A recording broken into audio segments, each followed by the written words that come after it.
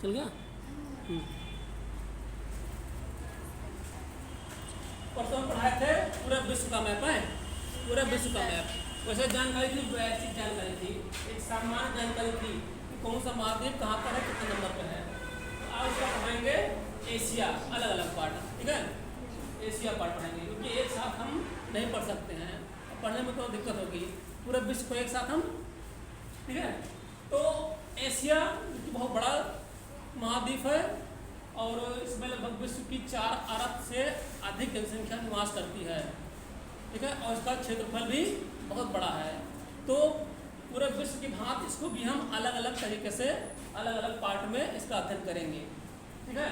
जैसे मान लीजिए हम कुछ खाते हैं, तरबूज वगैरह को एक साथ खाते हैं, उसको हम खाने के लिए उसको पार्ट में कर देंगे। तरबूज चाहे इतना बड़ा हो हम खा लेंगे कोई चीज़, मगर एक साथ नहीं खा सकते हैं क्योंकि हमारा मुंह इतना बड़ा नहीं होगा, ठीक है। तो इसी तरह एशिया को हम 6 भागों में बांटेंगे, ठीक है। एशिया को हम 6 भागों में बांटेंगे। तो ये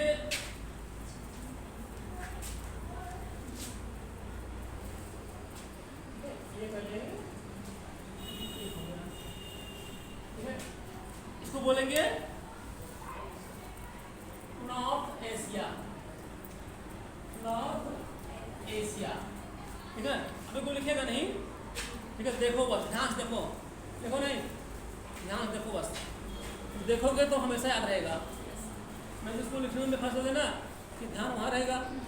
तो ये हो जाएगा हमारा नॉर्थ एशिया, ठीक। नॉर्थ एशिया में क्या है कि रूस का एक ही कंट्री का क्षेत्र आता है, रूस का, क्योंकि रूस बहुत बड़ा क्षेत्र है ना। वैसे तो रूस आता है यूरोप में, राजनीतिक रूप से रूस आता है यूरोप में, लेकिन उसका अधिकतर हिस्सा जो है वो एशिया में है फिजिकली रूप से, ठीक। ये उत्तर का जो हिस्सा है वो रूस का है, उसमें एक ही कंट्री आती है, रूस, ठीक है। अब हम इधर आएंगे तो इसको जानने से पहले एक काम करेंगे हम, ये दिशाओं को ज्ञान करेंगे पहले, दिशा ज्ञान, ये है ना, ये नॉर्थ है, नीचे साउथ है, ठीक है। नॉर्थ साउथ, नॉर्थ और साउथ, और ये इधर हो गया तुम्हारा ईस्ट मतलब पूरब, और ये हो गया पश्चिम।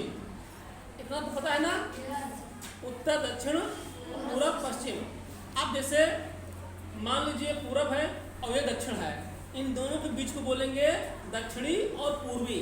तो ऐसे ही इसमें ये वाला हिस्सा साउथ ईस्ट, ठीक है, दक्षिण पूर्व, ठीक है।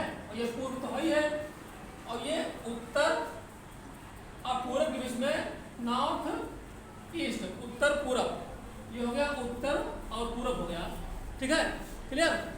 उसके बाद फिर इधर आएंगे, उत्तर और पश्चिम के बीच में नॉर्थ वेस्ट मतलब उत्तर और पश्चिम, ठीक। इधर आएंगे तो क्या होगा, दक्षिण और पश्चिम, साउथ वेस्ट, दक्षिण और पश्चिम। हमेशा मैप को देखेंगे तो हम उत्तर की तरफ देखते हैं, जो इस समय लोकेशन है एकदम सही लोकेशन है। सही मैप देखने का तरीका यही है, जिस तरह हम लोग लोकेशन पे हैं। इस समय मैप हमारे पीछे है मतलब उत्तर में है, ठीक। तो रियल दिखाएगा एकदम से, इसलिए पूरब है, ये पश्चिम है, वो उत्तर है और ये दक्षिण है, ठीक है, एकदम रियल पोजीशन पे है। तो उत्तर में कौन सा है, नॉर्थ रूस, उत्तर रूस है। और यहाँ पर हम भाग करेंगे, यहाँ पर करेंगे तो यहाँ पर ये कौन सा दिशा है, ये पश्चिम है, तो ये पश्चिमी एशिया, वेस्ट एशिया कहेंगे, पश्चिमी एशिया बोलेंगे, ठीक है। उत्तरी एशिया और पश्चिमी एशिया दो भागों में बांट दिया। अब हम तीसरा आएंगे, यहाँ पर एक है कि मध्य पड़ता है, तो इसको पढ़ेंगे मध्य एशिया। उत्तरी देखो, उत्तर दक्षिण पूरब पश्चिम है, और जो बीच में रहेगा वो मध्य में रहेगा, मध्य एशिया, ठीक है, मध्य एशिया, ठीक है, बीच में। तो क्लियर हो गया। और उसके बाद हम आएंगे, यहाँ आएंगे,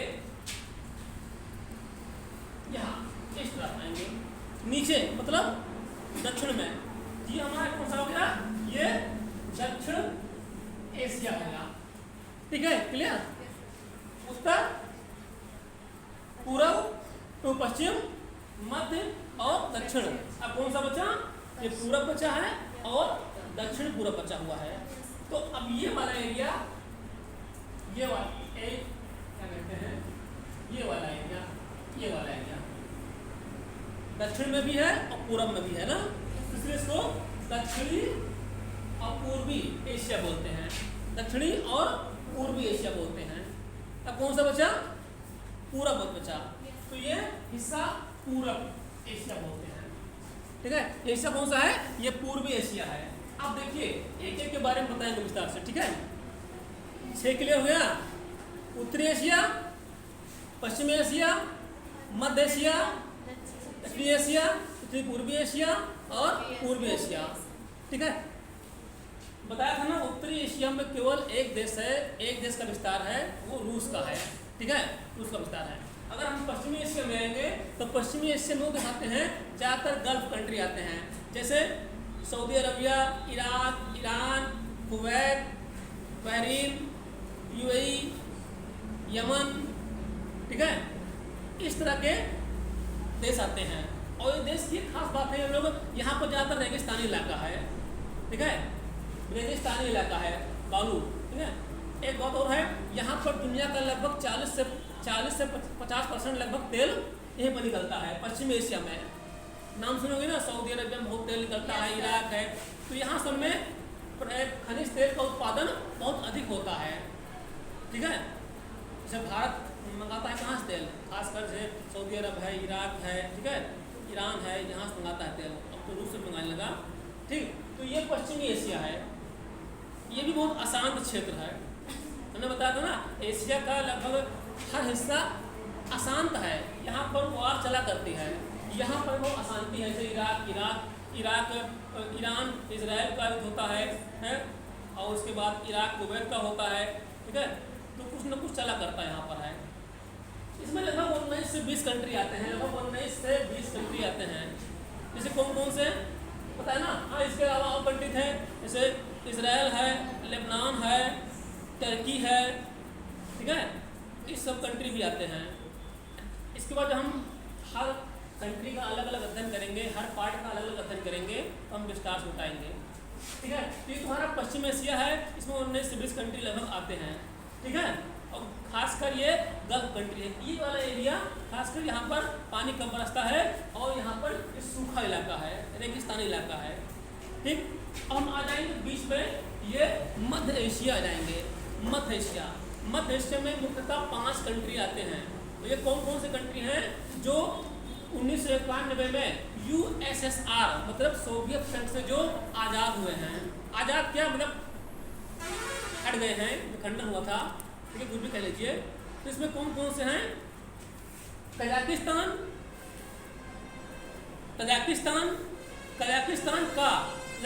जा, दोनों नंबर सेम है। इसमें का है, इसमें जा है।